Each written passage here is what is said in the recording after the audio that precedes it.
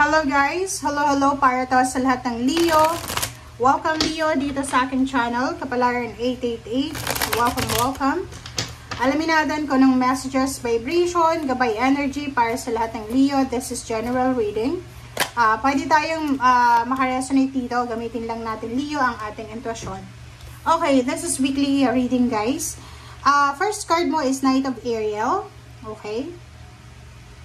Isang Leo, isang tao ang pwedeng mapagkakatiwalaan, understanding, devoted, may sense of humor. Ang taong ito ang posibleng makakatulong sa atin sa linggong ito para ma-accomplish natin kung ano yung mga dapat ma-accomplish sa buhay. Okay?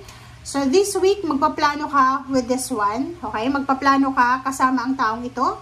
And nakikita ko sa'yo dito, you are super lucky. Kasi ang taong ito, kung sino man itong trustworthy na to, kung sino man itong understanding na to, devoted and may sense of humor na tao na to, ay siya ay kumbaga binabantayan ka niya, ginaguide ka niya sa tama, na parang hindi mo alam. Okay? So, napakaswerte mo Leo kasi yung taong ito ay pwedeng ano na to, spiritual helpers, guides, angels, or pwedeng normal na tao talaga, literal na tao dito sa earth. And yung taong ito ay pwedeng may gusto sa'yo, or pwedeng kapamilya mo, or yung taong ito ay minamahal ka talaga niya, kahit na anuman ang meron ka. Okay? Okay, Leo.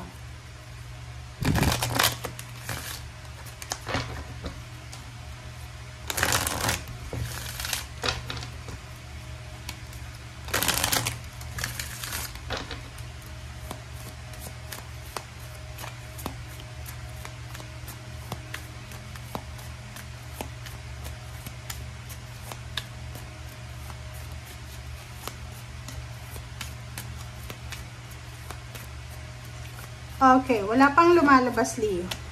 Okay. So, second deck natin, 2 cards. Full Moon in Leo, so it's your sign, it's your energy.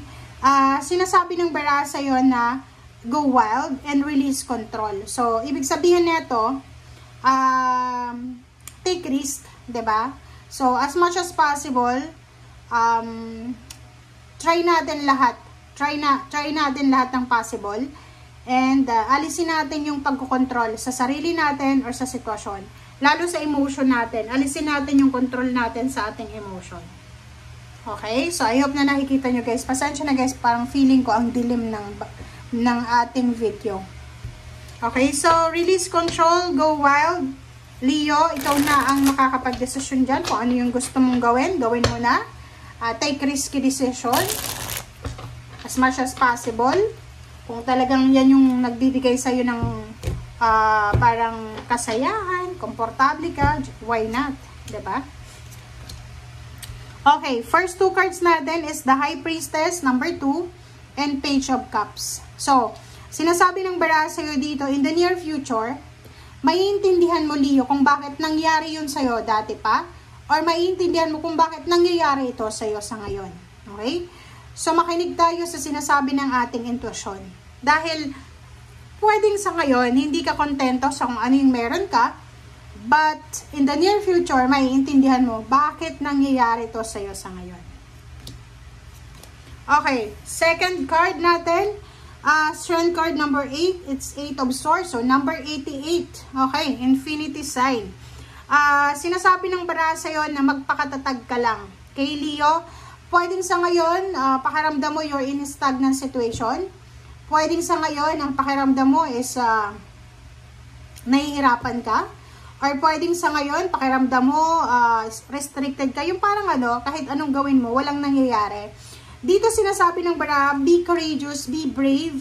Lakasan mo lang yung loob mo, Leo, kasi etong pinagdadaanan mo sa ngayon, mapagtatagumpayan mo yan sa tamang panahon or sa tamang timing. Okay, 6 of Pentacles. And then, the Moon. So, nakikita ko sir dito, Leo, isa sa rason kung bakit ka pabalik-balik, pabago-bago ng desisyon or ng isip, it's because natatakot ka para sa future mo. Natatakot ka na parang iniisip mo, ano kaya mangyayari sa akin sa mga susunod na buwan, taon, lalo na sa pera. So, parang halimbawa, sa ngayon, pwedeng anak ka or parent ka, nakikita mo yung mga tao sa paligid mo na nahihirapan sila sa financial, gusto mong tumulong, pero hindi mo magawa. Okay? Gusto mong tumulong pero hindi mo magawa kasi wala ka namang maitutulong eh. So, yun yung parang rason kung bakit natatakot ka sa ngayon. Pero kung ako sa'yo, okay, this is only unsolicited advice. Kung ako sa'yo, gamitin mo to na pinagdadaanan mo sa ngayon or pinagdaanan mo dati na problema sa pera or emosyon para maging motivated ka. 'Di ba? So, nandito yung the devil and then Knight of Cups. Mag-iingat ka, Leo, single ka ba or in a relationship? Kasi posibleng isang water sign or any zodiac signs ang papasok sa buhay mo para manligaw o para mag-offer ng love or affection. Ang problema lang dito is sinasabi ng baraha is a temptation to eh.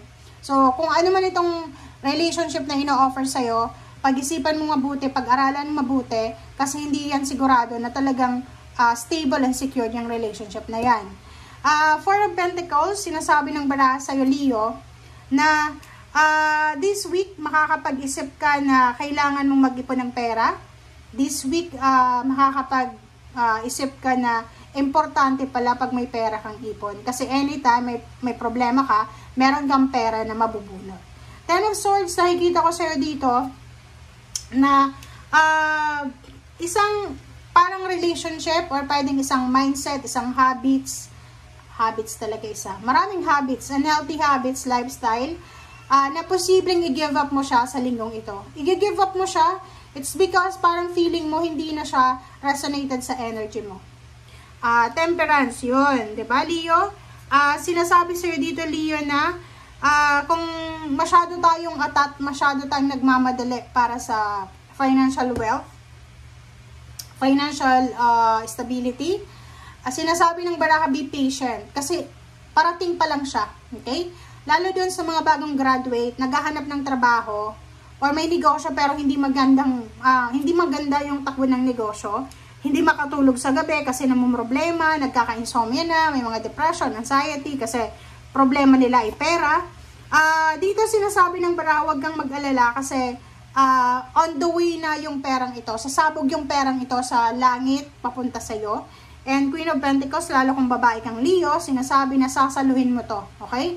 And in the near future, sinasabi ng baraha sa'yo dito na isang trabaho, Leo, isang trabaho ang posibleng magbibigay sa'yo ng financial stability, completion, and satisfaction.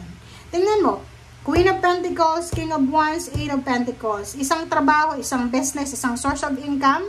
Ang posibleng gagawin mo, maybe pupunta ka ng ibang bansa or pwedeng nasa Pilipinas ka lang, na posibleng maging rason para maging financially abundant and prosperous ka. Okay? Thank you guys for watching. Bye!